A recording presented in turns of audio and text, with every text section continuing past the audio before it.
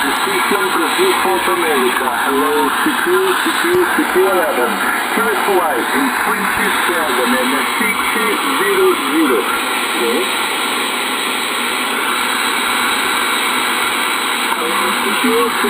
CQDX, CQ Delta X-ray. This is System Brazil South America. 3 Sugar Kilo Delta 300. 3 Sugar Kilo Delta 300. 3 Sugar Kilo Delta 300, Brazil, South America, 9 UDX 791. This is 9 UDX 791, Gulf Islands, Canada. 791, Roger? Yeah, we spoke before. We have talked before, my friend. This is Joe, Juliet, Oscar, Echo, and my QTH is on the Gulf Islands off the west coast of British Columbia, Canada. QSL. QSL, thank you for information. My call sign is 3 Sugar Kilo Delta 300. 3 Sugar Kilo Delta 300 in South America, Brazil. My location, Porto Alegre.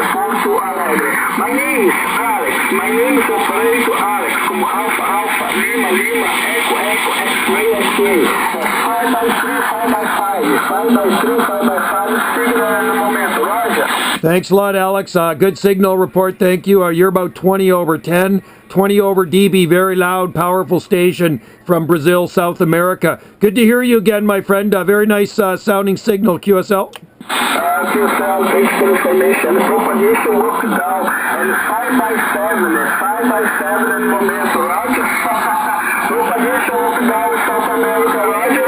Yeah, that's the way it goes. This morning, a lot of European skip coming in, and right now we have the South Pacific and South America. So good to hear you. And what were you running again? You're running a Yagi beam. Are you running a beam antenna?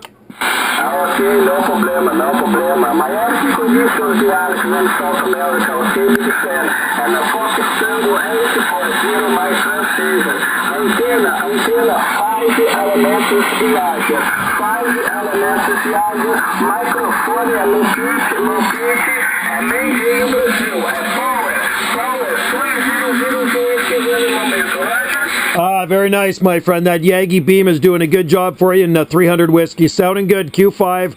I'm running a 3-element flat side Yagi beam. 3-element flat side Yagi beam. Just about 200 whiskeys with an RCI 2980 WX radio and a D104 QSL.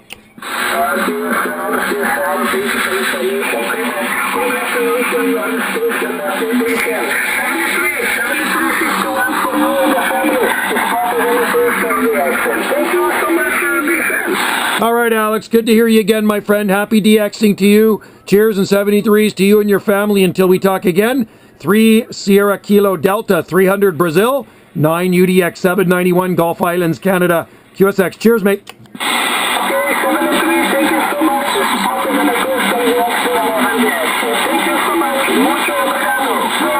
All right, grazie. 791, 3030 Scottsdale, friend.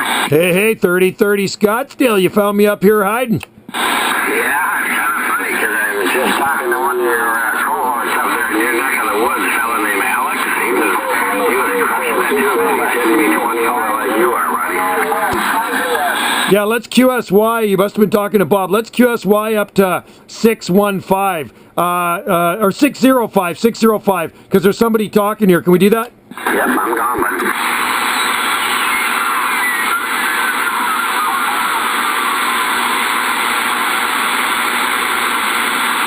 How about at 3030 Scottsdale?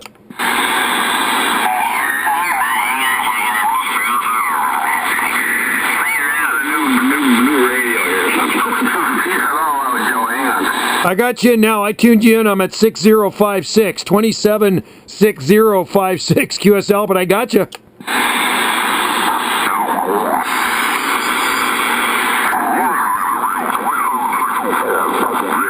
How you doing, buddy? What's new?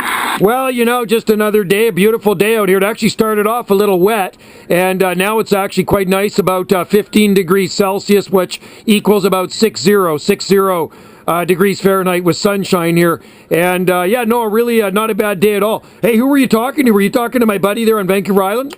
I was, yeah. Alex, he was, he's a fascinating guy, man. He does some crazy stuff. He builds his own antennas and shit. He's a smart man.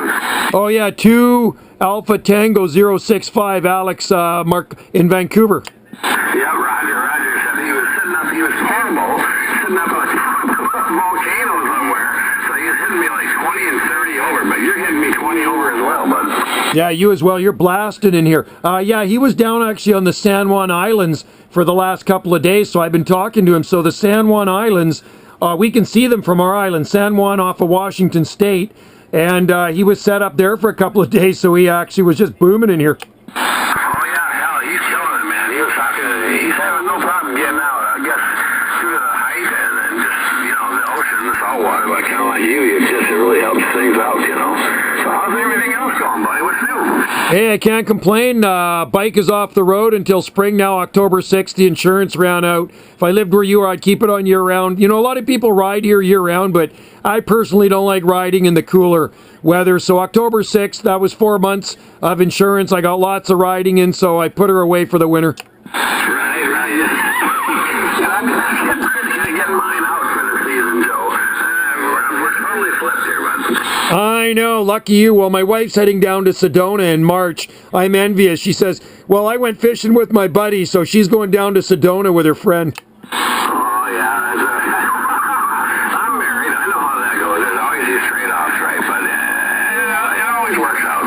I'd rather go to Sedona. I mean, the fishing trip was nice up in 70 Mile House, way up in the north somewhere, but I've never been to Sedona. She's been down there before, so her friend goes down there for 6 months, and she rents a house down there for 6 months, so she says, come on down, but I wasn't invited. It's a girl's trip, in other words, right? Yeah, it's one of those. Anyway, she's going down for, I think, a week or something like that. It should be nice. The weather in March will probably be beautiful. Roger. I just came back, mid-September, and then it's been hot, buddy. Our typical cooling off in the fall did not happen. It's just probably not going to happen this week. It's been crazy. It's been hot. Yeah, you go up to Minnesota, don't you? I did. I took out a bunch of gear, set up a station, and it was almost worthless. I mean, it was not very productive. I mean, I did meet some local guys up there, and I did made a few I had a pipeline into Hawaii and Jamaica every day, all day. It was just nuts. Wow, that's pretty cool. Yeah, we've been getting a lot of South and Central Pacific skip. We get that 010 Big Island. You probably hear him a lot over on the side of Mauna Loa. Oh yeah, Roger. He booms into Scottsdale here like crazy, man. I was actually talking to Richard over in Maui. I was hitting the 010 fellow. I mean, it was crazy.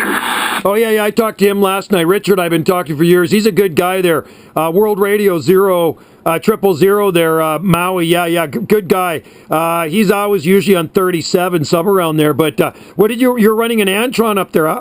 Yeah, I took my old Antron up there with a ground plane kit, and I put it up. I got about 30 feet to the base, but when you got 80, 70, 80, 90 foot trees, you think, well, it's not going to do much, but holy shit, it did do international really well, and did okay with the locals. They were 50, 60 miles away by ground, and that was about it, so there wasn't much domestic stuff at all, but it sounds like it was pretty much that way around the whole country for the most part.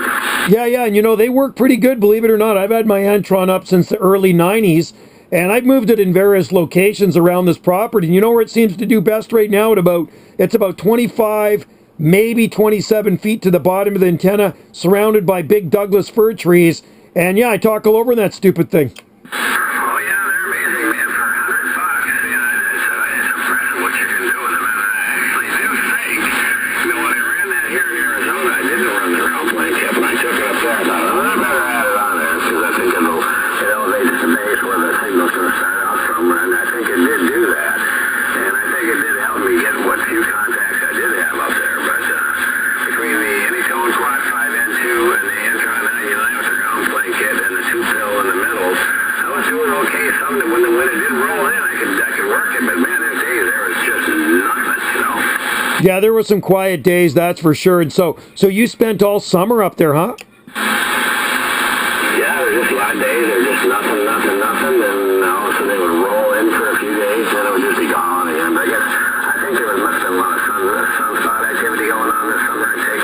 Yeah, solar flares, sunspots, all this and that. And you know, in the summer months, I don't really spend a ton of time in here. Like, I'll come in here if they're skipping, I'll work a little bit of it, but I prefer to be outside, you know, ride my Harley or hanging out in the garden or something. But up this way, up this far north, the weather starts to change. We get into the wet season out here on the Gulf Islands, so I actually prefer to be in my cozy little 8x8 radio room, QSL. Roger. You got a fireplace in that baby to keep the humidity down there? No, I got it's insulated, fully insulated, and I got a little micro furnace heater. You know, you just set it on low. It's toasty in here. It's probably like 75 degrees. Perfect. That's all you need, bud. So I see you got your radio back from repair. I take it everything's going okay because you're talking on it, right? Oh yeah, no, thank God. It took a long time. They're kind of backlogged with repairs, and he told me that when I talked to him on the phone. So that's Chris at Superior, right? Superior CB Inc. down in Ontario. So I FedExed it from the Big Island. I had to go over, take a ferry over to the Big Island. FedExed it June 7th. They got it on June 9th, and I got this thing back about mid-September, something like that. Yeah, well, I think all those kind of guys, because there aren't many of them out there, they're all pretty busy, Joe, unfortunately. And he's good. He does do good work. I read the reviews. I've heard nothing bad about the guy. And it was a tech in Pennsylvania I called because I was going to ship it out to Pennsylvania. He says, no, try Chris in Ontario, California. So I did. Roger. Yeah, I broke down here and I found myself a Yaesu with SKDX 10, which is way smarter than I am. So I'm still playing around with that, trying to figure it all out, man. This thing has got receive and filters like you have. It's amazing. It's probably got too much going on, you know. They're nice radios. I've always loved Yaesus. I remember years ago, and I just about bought one, a Yaesu FT101E. It had tubes in it, and my buddy was a ham operator. He wanted to sell it to me, and just didn't have the funds at the time, but it was a nice radio. Yeah, Roger. This thing is actually designed to be quote-unquote portable and a mobile, but I don't think I'll ever get to that point. But it's been interesting, man. I got access to a lot more frequency than I had before. Yeah, that's the upside of it. And it comes with 100 watts, man. This thing, I'm pretty impressed with what it can do. I'm not even running a box at this point anymore. No, I like the fact that they actually push that power right out of the radio. You don't need it. Right now I'm running about 100 whiskeys on this one, but out of the radio, it's peaked up to about 50 whiskeys, but the radio itself puts out about 25 stock. But my RCI 2970 DX is about 150 or so out of the radio, a little bit more peaked up. But yeah, that Yaesu's sounding awesome, man. It is blasting in here. Yeah, they got great audio to them if you figure it out and get it tuned right. My other acquisition is I'm assembling a 3-element beam in the courtyard out there between the house and the garage, which my wife was real thrilled about, right? But sitting at about 10 feet, and I think I've got it tuned up, but I just need some elevation on it. I think I'm about ready to go with that, but you know, everything takes time, Joe. Oh, yeah, you betcha. No, take your time. You're retired. Definitely take your time. 3-element beam. I love my 3-element Yagi here, especially for the long distance stuff. I mean, that's why I got it. Europe coming in this morning, it was like nonstop, one after another. 30, I think there was like 32 stations I worked back to back, just one after another in Europe. And I mean, it's not a really big beam. It's only got about I think about a 9-foot boom on it or something like that. Well, this one I've got is just under 12 foot on the boom. I mean, and so the elements are spread out like 7 feet and 4 feet, and they pretty much use up the whole boom. And once you start going up to like 4 or 5 elements, the booms jump out to like, what, 17 and 20-some feet, right? They get huge. I don't really have the room for that, you know? Well, I had to trim one of my Pacific Madrona trees just so I wouldn't clip the branches on it. And it's not very high. I only have it about 26 foot to the boom, but it seems to work okay. And you don't need a heavy-duty rotor with them. That's a nice thing. I'm running an RCA rotor.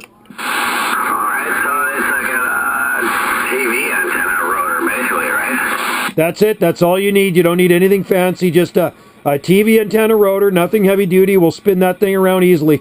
Yeah, it doesn't weigh much. I mean, it's all aluminum, but yeah, I'm getting pretty close. I might just move it by Armstrong for a while. I'm still playing around with it. And I know the tuning's probably going to change a little bit when it goes from this low on the ground up to where it's really going to work on Yeah, and I did tune it. I did tune it up on top of the roof. I had it on an angle. I got it beside my Radio Shack here, and I got it really tuned down for like say 27, 285 to 27, pretty much 535, something like that. So after that, I'm running a MFJ IntelliTuner automatic antenna tuner. Yeah, Roger. This one, I'm got pretty narrow with it, man. I mean, I got like from channel 35 up to about 27.60, so that's where it seems to be working the best. So I'm just still playing around with it, but maybe one of these days I'll swing it your direction. We'll try it out, see if it does anything even from 10 feet. It probably will. I mean, right now you're 20 over consistently. So you're running vertical then right now, right? Yeah, I'm running a Max 2000. Wow, it's 20 over into the red. I have an IMAX. Good. That's a good antenna too, and I like them. Very simple, just like the Antron. Yeah, it's just a little bit taller, and now they've come out with this thing called the Optimizer. It's like a 1-foot coil that kind of goes up near the top after for the very last whip, and I think it just kind of pushes everything up to the end. It kind of raises the base coil, basically, from what I'm gathering. So it's higher up to begin with, so yeah, it does a nice job. I've been talking all over Europe with it. Yeah, it's amazing. Oh yeah, you won't have a problem, man. Your audio is like really loud, like nice audio though, not distorted, just really super loud. Yeah, well, like I said, still trying to figure all this shit out. So anyway, it's been an interesting learning curve. But man, sure, it's nice to talk to you again finally. But I was wondering how you're doing up there. Yeah, we're still alive and kicking. I'm still retired, still doing my part-time job there, maintenance at the grocery store. I start pretty early though, so tomorrow I'll be back at it Tuesday to Thursday. I'm there. I start at 5:15 a.m. and I'm done at 11:15 a.m. Oh boy, you're an early riser, huh, Joe? And that's you're what, an hour ahead of me? Are you Pacific time, or are you further than that yet? We're Pacific time, same as Los Angeles. Okay, right. Right now, this time we're Pacific time as well, because we don't do daylight savings here. So like right now, it's 4:30 here. Oh, is that right, eh? Oh, that's interesting. I didn't know that. Well, you're smart not to do that daylight savings crap. Yeah, I think that's one of the things they got right here in Arizona. What I can gather, anyway. Yeah, they do that in Saskatchewan, too, out there in the prairies. No daylight savings time. It's a real pain in the butt doing that. I got to change. We got so many freaking clocks in the house. Turn them back an hour before we go to bed. That's ridiculous.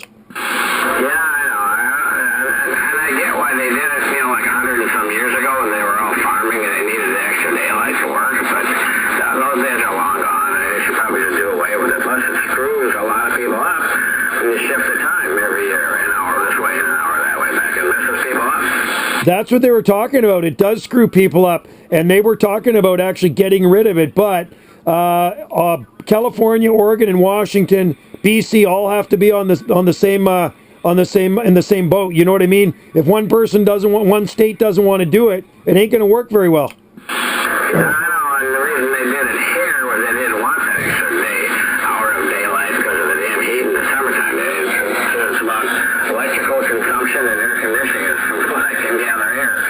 Yeah, I guess air conditioning uses a bit of electricity there. That's probably, you probably got a big air conditioner, like 220 volt. I actually have two of them, one on each end of the house, and then I finally, last June, right before we left, I put a mini split out here in the garage, where I've set up to shop my shack. So, this thing doesn't really take anything, but the two in the house, I think the one is, one's a 2.5 ton, the other one's a 4 ton, so they kind of split it up to each end of the house. Oh, they're big ones. They're big. Yeah, they have heat exchange up here. Well, I mean, there's people with air conditioning. Not a lot of them. You don't really need it up here, but there are people that do have them. But a lot of people put in those heat exchange. You know what I mean?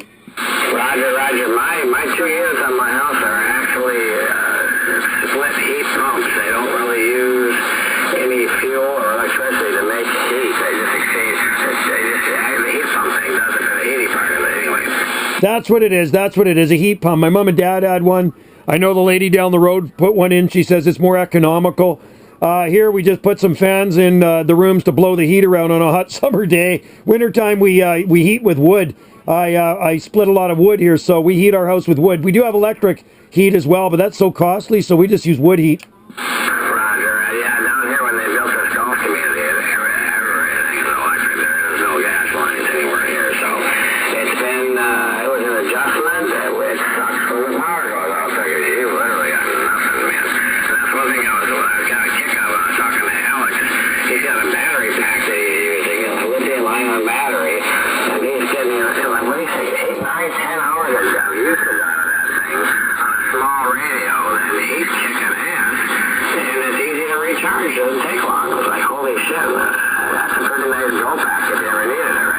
Yeah, well, they have those things where you can actually jumpstart your car too. It's like this little lithium-ion charge pack, and I think it'll charge like up to like 6 or 7 vehicles. It's insane. Yeah, I think we're in the wrong business, Joe. I think we should have been in the lithium-ion business. It's unbelievable. And there's all those electric cars now. They even have an electric Harley Davidson, but I will never ever get an electric Harley Davidson.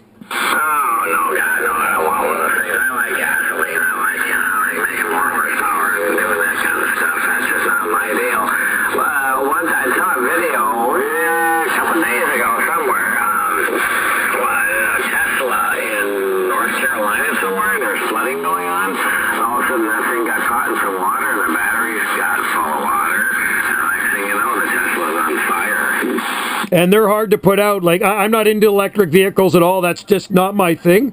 I like gas engines, but I know you're screwed, man. When those things burn, it takes probably 3 or 4 times the amount of water to even get them out, if you can get them out, because I don't think water puts them out that easy.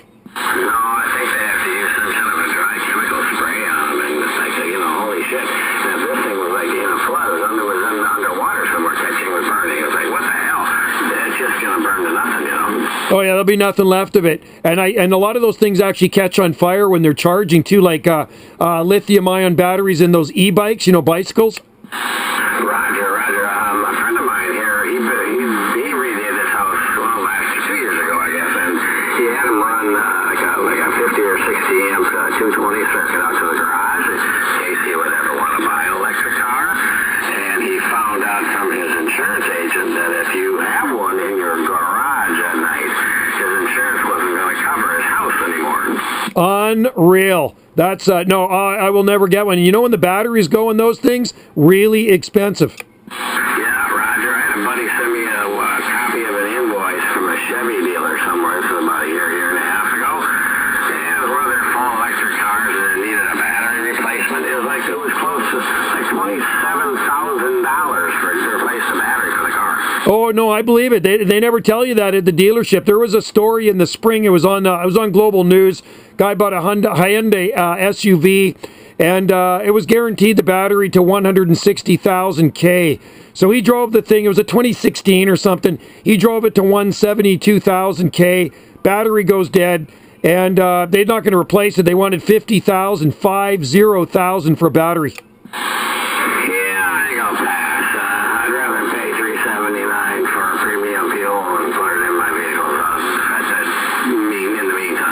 Absolutely. Yeah, I know these crazy people in charge. They want to make everything electric by 2030. These, what I'm talking about.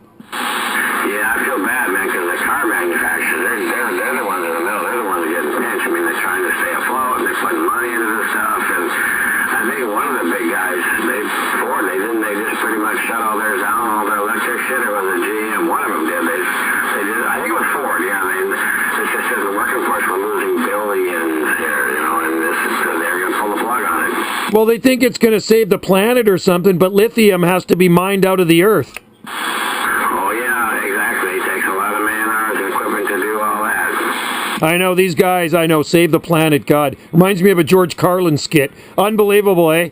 You know what I mean? And it's just like, these guys in charge, I don't want to mention any names, you know who they are, and we got one up here in Canada, and he was pushing all this green stuff and save the planet, yet he flies around in his jets. He has an entourage of gas-powered SUVs that follow him around. It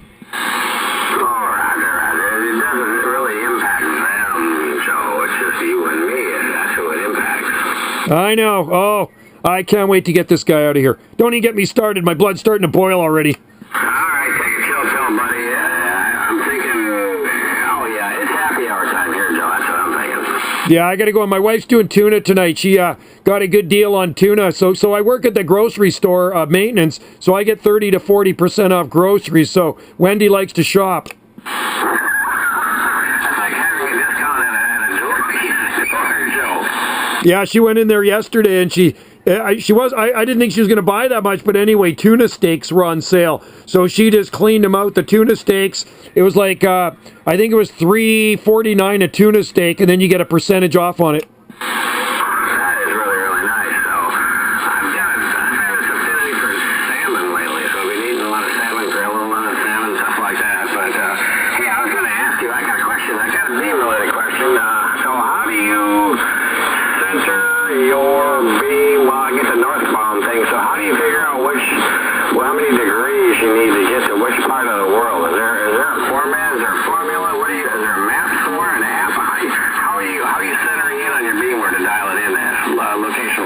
Okay, on my beam antenna, I have a router, right? And I have a router box with numbers on it.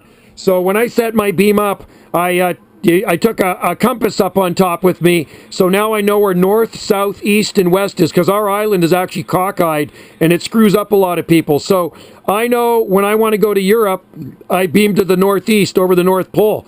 And that number I have written down, I have a chart written down in front of me that I figured out. So if I want to go to the northeast, on the digital box here, it will be 30 to 33. Numbers 30 to 33 show up. That will beam me to Europe. For you, south, southeast, anywhere between 1 and 5 is south and southeast. Gotcha, because I was kind of looking at the map, kind of plot some stuff out, and I'm like, well, you know what I mean? So I'll have to figure something out here. Something a little more than guessing by looking at a map and going, well, yeah, it's about this much, one of those deals, right? I'll have to get a little more precise, I got a feeling. Yeah, if you got an iPhone or something out there, I think they got a compass on them. I actually used a compass. And take your iPhone up there, it's got a compass on it. It's got an altimeter on it. It should have all that stuff, but you can figure it out that way. So point your beam when you set it up, maybe to northeast or wherever you want, and then you can figure it out from there. Yeah, I'm thinking from me, you're going to be like north, northeast, so when I get close, we'll figure it. We'll take a shot at it. We'll see how it goes. Yeah, I'd be northwest to you. I'm north by northwest. Yeah, my Alzheimer's kicking in. My north by northwest, that'd be you. Yeah, so we're about 90 miles north of Seattle here. All right, bud. Well, listen, I'll let you go and go enjoy your tuna, right? Yeah, Wendy's doing the tuna tonight. So yeah, we'll definitely talk to you sooner than later. Good to hear you. Yeah, it's good talking to you too, John. I was kind of hoping I'd hear you maybe this summer with the lake, but man, there was just nothing from your part of the world from where I was up there. So you have a good night, right? Yeah, you as well, my friend. That was good to hear you. You're blasting in. I turned my power off. I'm running stock power now. Can you still hear me? Oh, hell yeah, you're still hitting me 10, 20 over, Joe. That definitely changes the tone on it as well. Okay, so I turned off the foot warmer, and I'm running about 50 whiskeys right out of this RCI. Yeah, it's a little more echoey, but that's a little bit cleaner audio. Interesting. Okay, that's good to know. Well, hey, buddy, you take it easy down there. Enjoy riding your bike there through the winter months. I'm envious. All right, Joe. Well, listen, I'll be doing it. You have a good night, right? Yeah, you as well. And listen out for me there. I'm usually up here hanging around. Cheers and beers. And I'm going to go eat me some tuna. And you have a good dinner, my friend. All right, take care, Joe. Nice talking to you again. Good QSO. We'll do her again. UDX 3030, Phoenix. I'm standing by. I'm out of here. All right, UDX 3030, Phoenix, Arizona. Cheers and beers from UDX 791, Gulf Islands.